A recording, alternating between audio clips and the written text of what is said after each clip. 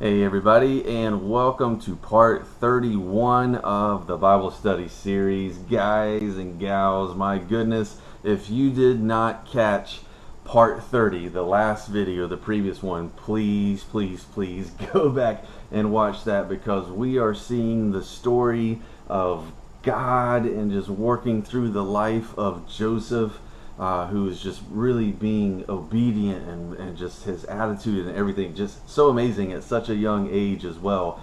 This story is incredible, and we are getting to the point here where in chapter 41, that's what we're going to be going through today, where it just kind of reaches this pinnacle, this moment where it's just like, are you kidding me?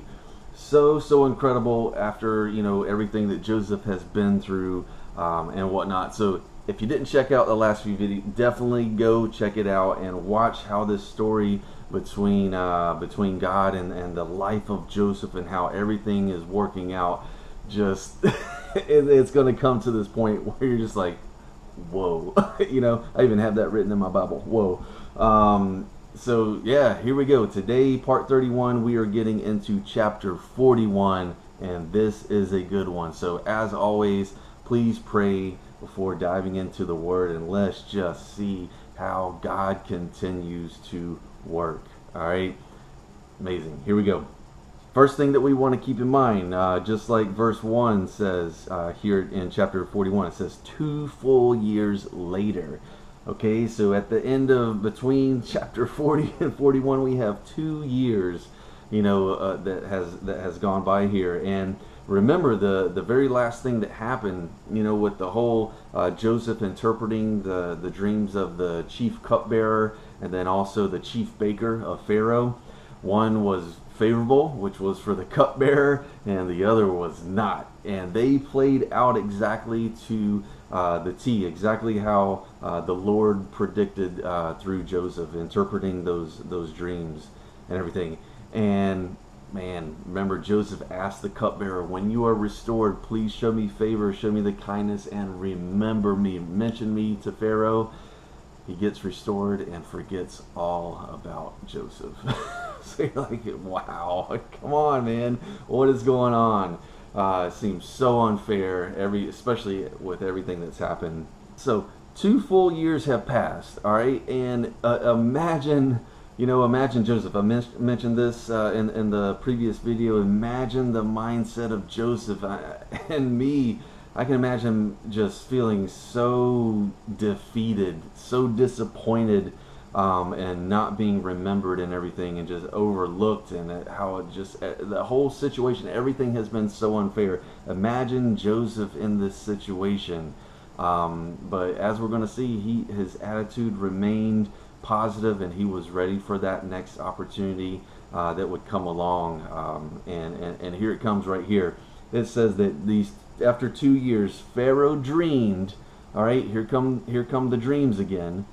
Pharaoh dreamed that he was standing on the bank of the Nile River, and in his dream he saw 7 fat, healthy cows come up out of the river and begin grazing in the marsh grass. And then he saw 7 more cows come up behind them from the Nile. But these cows, they were scrawny and thin. These cows, they stood beside the fat cows on the riverbank. And then the scrawny, thin cows ate up the 7 healthy fat cows. At this point in the dream, Pharaoh wakes up. It's like, what is going on? All right. But in verse 5, he falls to sleep again. And here comes dream number 2. Has a second dream, and this time he saw 7 heads of grain, plump and beautiful, growing on a single stalk.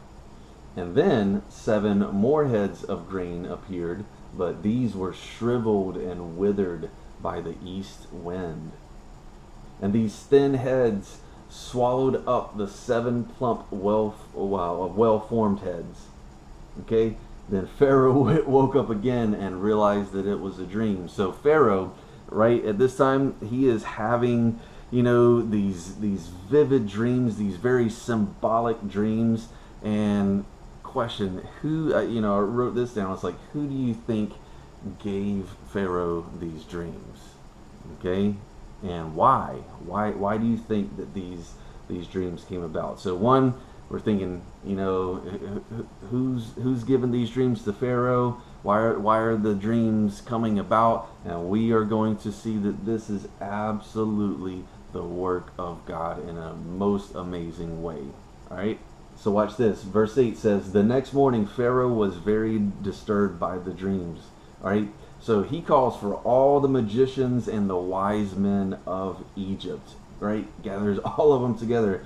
And when Pharaoh told them his dreams, not one of them could tell him what they meant. Finally, the king's chief cupbearer, remember this guy, right? The chief cupbearer who was restored, he was in prison with Joseph, had the dream. Joseph interpreted it. It was going to be a favorable, outcome for him. He was restored, forgot all about Joseph, but here he comes into play. Finally, the chief cupbearer spoke up. And listen what he says. He says, "Today I have been reminded of my failure," he told Pharaoh. He says, "Some time ago you were angry with the chief baker and myself, and you imprisoned us in the palace of the captain of the guard. And one night the chief baker and I had a dream, and each dream had its own meaning. And there was a young Hebrew man with us in the prison who was a slave of the captain of the guard. And so we told him our dreams, and he told us what each of our dreams meant. And everything happened just as he predicted. I was restored to my position as cupbearer, and the chief baker was executed and impaled on a pole." So the chief cupbearer, he's reminded, okay, Pharaoh goes out and he tries to find, someone, all the magicians and the, wizards and wise men of Egypt. Not one of them could tell Pharaoh what his dreams meant. The chief cupbearer's like, oh my goodness, completely forgot all about this guy, right? Look. So in verse 14 there, it says that Pharaoh sent for Joseph at once, immediately. And Joseph was quickly brought from the prison. So he shaves, he changes his clothes, he went in and stood before Pharaoh. And then Pharaoh said to Joseph, "Look, I had a dream last night, and no one here can tell me what it means. But I have heard that when you hear about a dream, you can interpret it." Now guys, highlight this. This is incredible.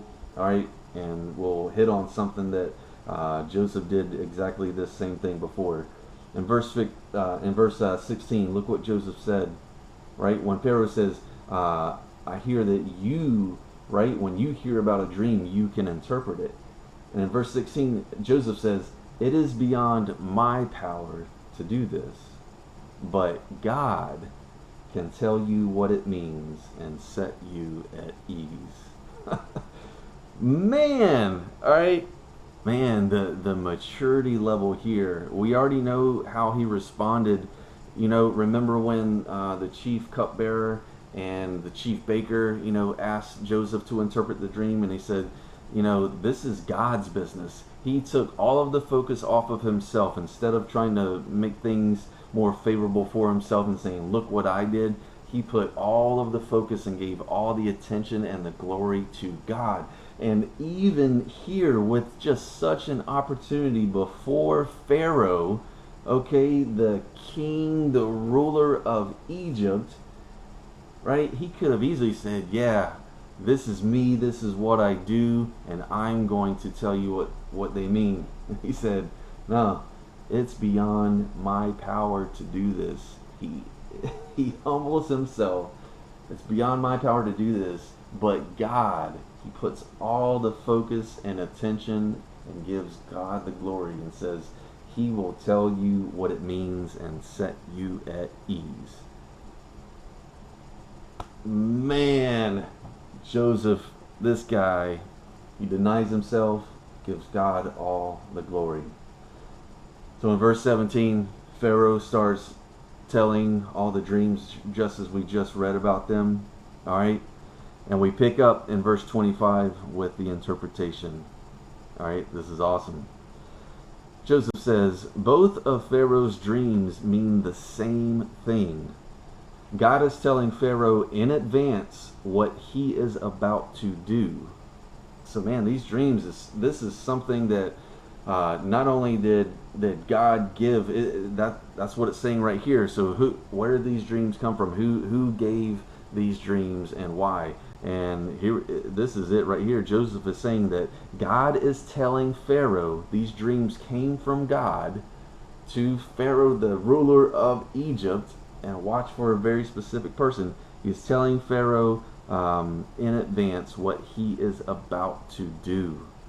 So all of this is the work of God. He is putting things into motion and for a very specific purpose, which we are going to start to see. He says in verse 26, the 7 healthy cows and the 7 healthy heads of grain both represent 7 years of prosperity. And the 7 thin, scrawny cows that came up later, and the 7 thin heads of grain withered by the east wind, these represent 7 years of famine. Verse 28 says, this will happen just as I have described it. For God has revealed to Pharaoh in advance what he is about to do. Again, he's saying God is doing this. God is revealing this to you about what God is about to do. He is saying everything that you're experiencing and everything we are about to experience, in the next 7 years and the 7 years after that is by God. All right, the next 7 years will be a period of great prosperity throughout the land of Egypt, but afterward there will be 7 years of famine so great that all the prosperity will be forgotten in Egypt. It'll be so severe that even the memory of the good years will be erased. Verse 32, check this out. And he says, as for having 2 similar dreams, it means that these events have been decreed by God, and he will soon make them happen. All right? Because remember, Pharaoh has the one dream. He could have just stopped it at that. But God gave him another dream, the exact symbolism and meaning and everything. And Joseph is like, the 2 similar dreams mean that these events have been decreed by God, and it will happen soon. All right. Now, I love this, is that not only Joseph interprets the dream, watch what he does next here in verse 33, is that he gives Pharaoh sound advice and a solution in regards to the dreams that he just interpreted for him. So, wow, look at this wisdom. Look at the wisdom that Joseph is taking, okay, and giving out to Pharaoh here. He says in verse 33, therefore, Pharaoh should find an intelligent and wise man and put him in charge of the entire land of Egypt. And then Pharaoh should appoint supervisors over the land and let them collect 1/5 of all the crops during the 7 good years. Have them gather all the food produced in the good years that are just ahead and bring it to Pharaoh's storehouses. So we're going to supervise everything. We're going to take 1/5 and we are going to store this away in the years of abundance. All right, store it away and guard it so that there will be food in the cities. And that way there will be enough to eat when the 7 years of famine come to the land of Egypt. Otherwise, it's like Pharaoh, the famine will destroy the land. Not only, again, does Joseph interpret these dreams, and he is giving such great godly wisdom. And guys, when I say that, we've said this before, that when you read something, it has a meaning and a purpose for what's about to take place, but there's also this deeper level, this deeper layer and everything.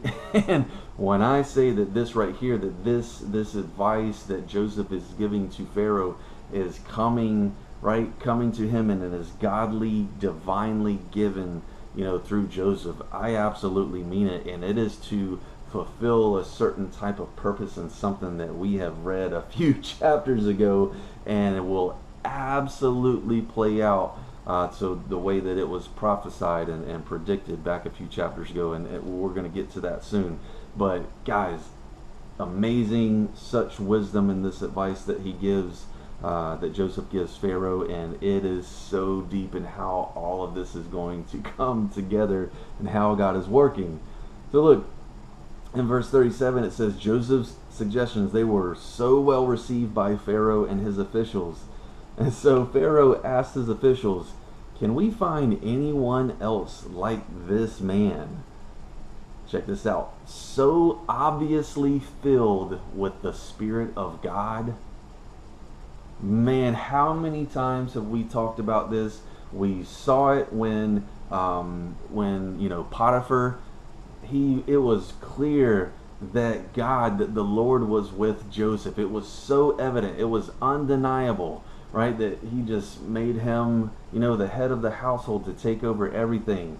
Same thing when we get to the captain of the prison guard, right? Joseph's in prison, and it is just so obvious that Joseph is filled with God and his Spirit, and how his attitude and what, everything that he's reflecting, it's just evident, right? Joseph is put in charge of the entire prison. Even here with Pharaoh, okay? Pharaoh, the ruler of Egypt, who they serve, not Joseph's God. Okay, want to make that clear. They serve some other things. But it is so obvious. He says, this man is so obviously filled with the Spirit of God. Guys, that's crazy. Right? Can we find anyone else like this man, so obviously filled with the Spirit of God?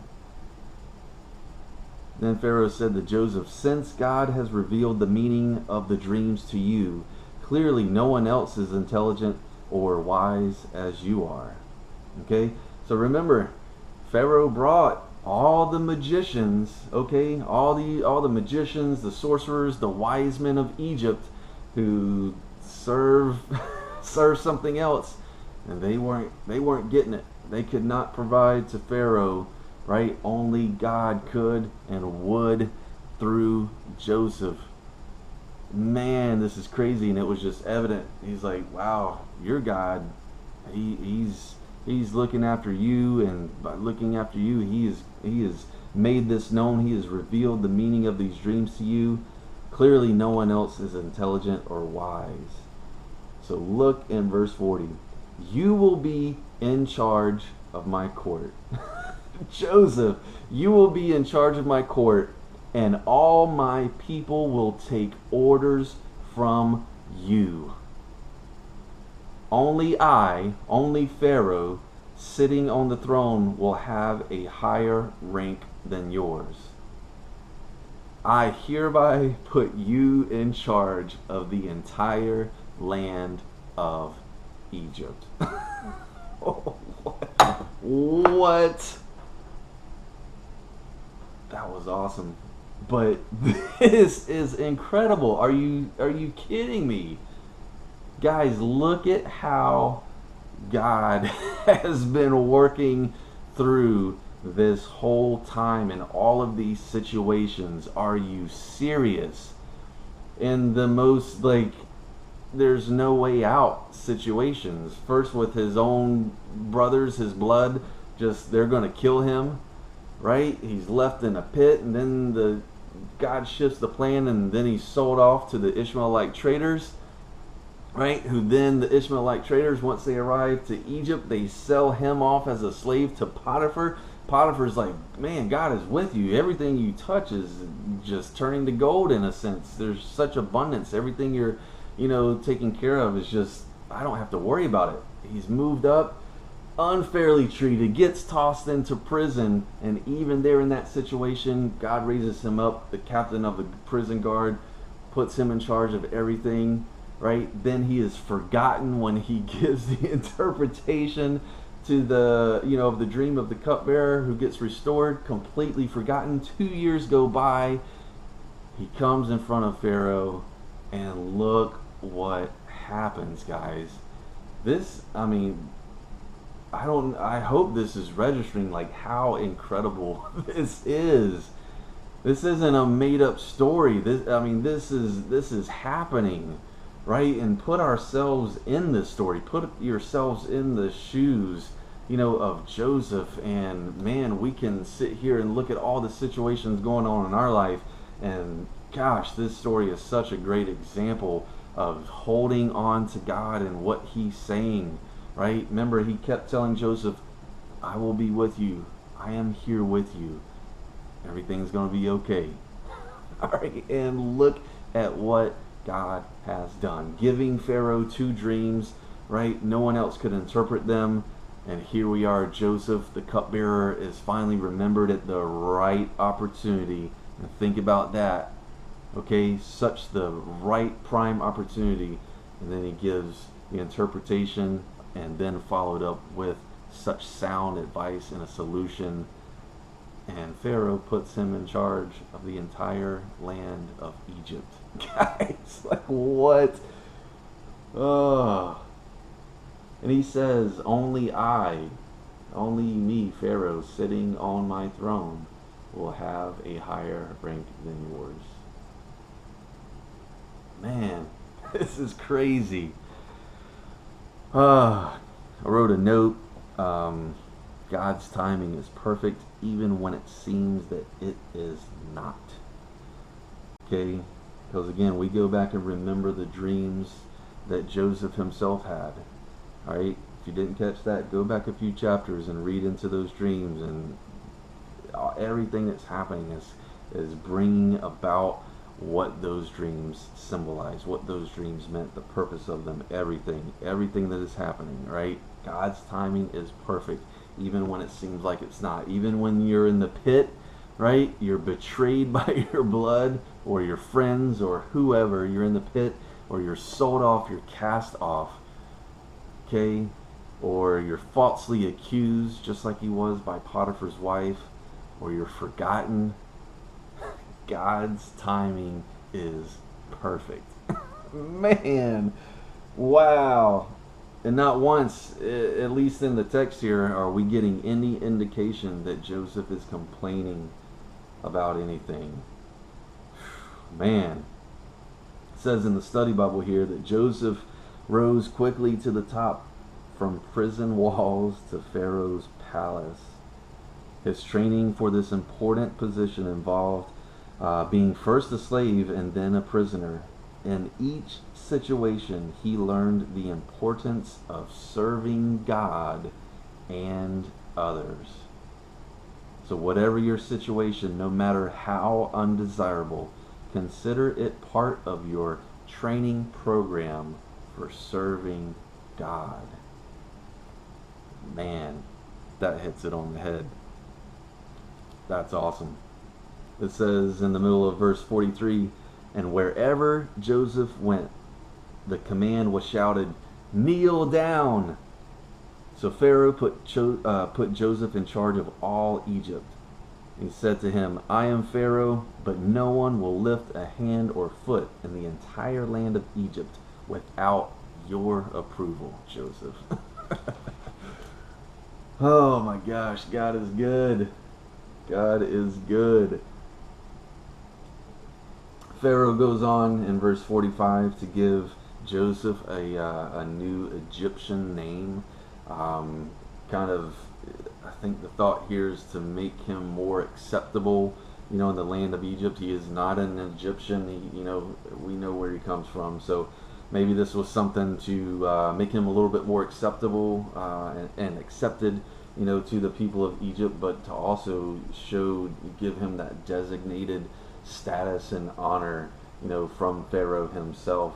We see that type of theme with God giving names, giving new names to people, and how it symbolizes, it gives such a designation, to the person of honor, and kind of this purpose and everything like that. Maybe that's along the same lines as what Pharaoh has in mind, honoring Joseph. He also gives Joseph a wife, all right, whose name was Asenath. I believe that's how it's pronounced. All right, and in verse 46 it says here, he was 30 years old. Joseph was 30 years old when he began serving in the court of Pharaoh, king of Egypt. And in verse 47 it says, as predicted, for 7 years the land produced an abundance, right? Produced bumper crops, an abundance of crops. And during those years, Joseph gathered all the crops grown in Egypt and stored the grain from the surrounding fields in the cities. And he piled up huge amounts of grains like sand on the seashore. Finally, he stopped keeping records because there was too much to measure. So this is how well he was doing his job. He was doing his job and much more, so that there was such an abundance that they had stored up that they would be taken care of once that famine comes. All right, in verse 50 it says, during this time before the first of the famine years, 2 sons were born to Joseph and his wife. It says, Joseph named his older son Manasseh, for he said, God has made me forget all my troubles and everyone in my father's family. Okay, all the hurt and pain, all the troubles and everything that had happened before, he said, God has made me forget and to move on. Right? You got to think that this is also, in a sense, a thing about forgiveness as well.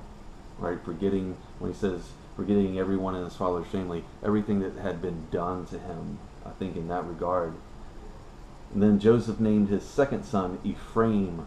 Okay, remember these names. It's awesome. For he said, God has made me fruitful in this land of my grief.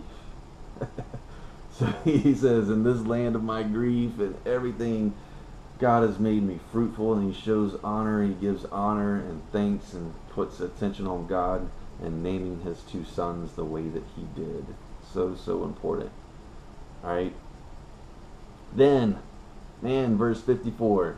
Then the 7 years of famine began, just as Joseph, through God, right? God, through Joseph, actually, had predicted.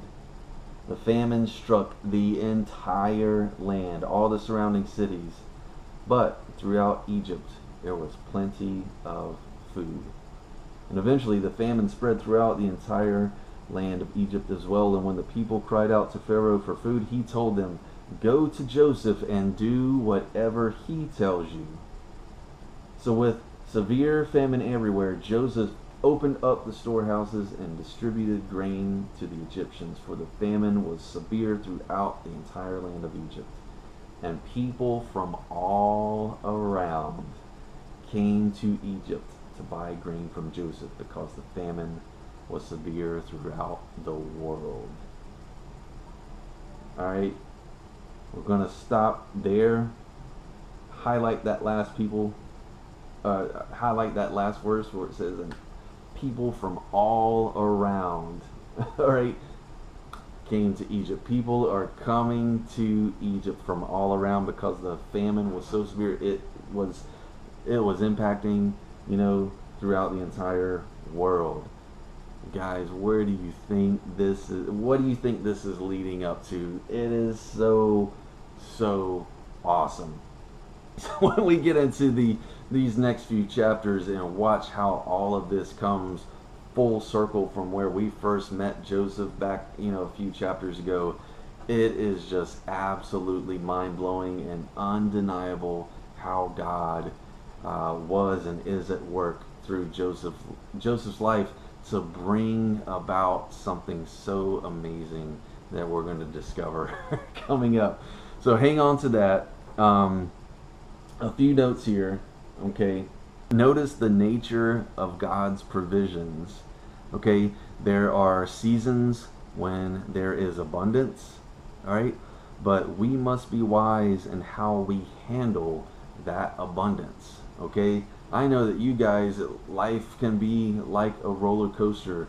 When we're on the highs, of it, and there's abundance, there's prosperity and things like that, and things come in seasons.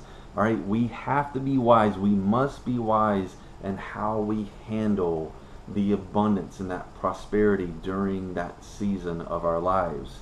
Okay, so that when times, right, down in the valleys, times of lacking come, we are able to survive. We have, secured our foundation, right, through wisdom and taking, care, securing things during the times of abundance.